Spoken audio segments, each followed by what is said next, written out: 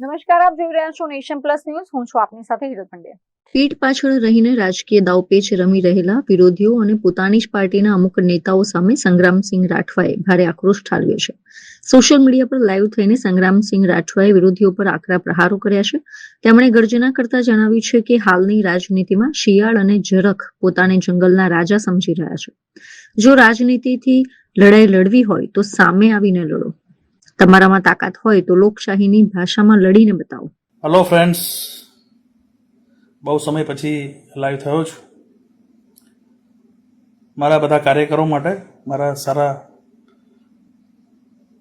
લાગણીશીલ વ્યક્તિઓ માટે ખાસ આ વિડીયો બનાવી રહ્યો છું. હાલની રાજનીતિમાં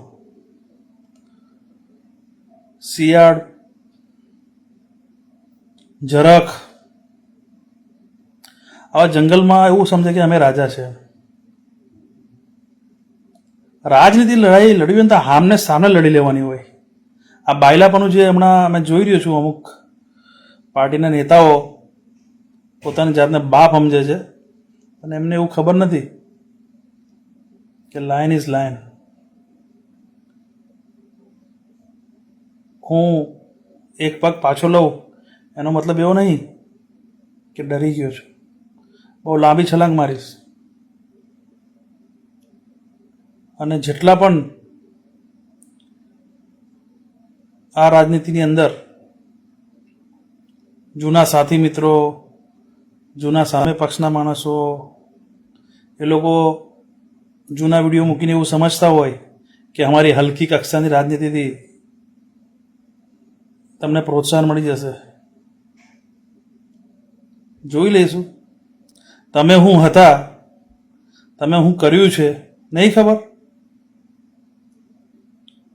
કર્મચારીઓને ગાડીમાં, ફોર્ચ્યુનર ગાડીમાં મૂકવા લઈ જાય તારે કઈ ગયા હતા ભ્રષ્ટાચાર મુક્તની વાતો કરવાવાળા?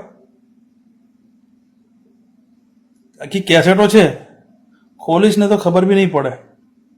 એટલે જે લોકો જૂના વિડીયો મૂકીને આમ તેમ કરતા હોય તો સમજી લેજો કે આ બી સંગ્રામસિંહ રાઠવા છે, તમારો બાપ છે. સમજો તું?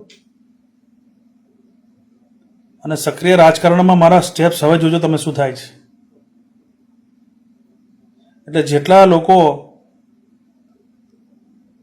પોતાની જાતને એમ સમજતા હોય કે અમે આ ગલીના આ નેતા, આ ફલાના આ નેતા, બરાબર, તમારા તાકાત હોય ને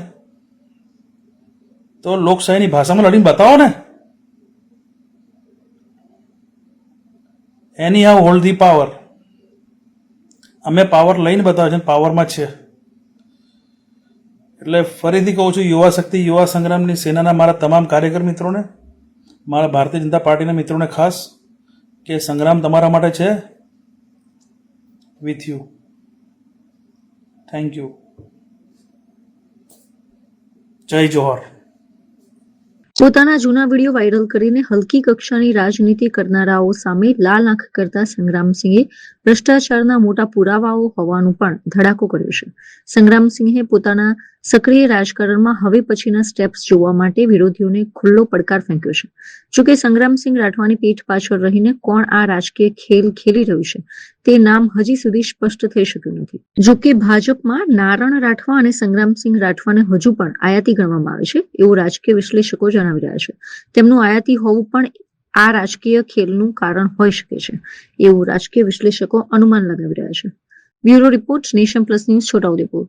સમાચારોના સતત અપડેટ મેળવવા માટે અમારી નેશન પ્લસ ન્યૂઝની યુટ્યુબ ચેનલને સબસ્ક્રાઇબ કરો, બેલ આઇકન દબાવો અને જોડાયેલા રહો ફેસબુક, ઇન્સ્ટાગ્રામ અને ટ્વિટર પર.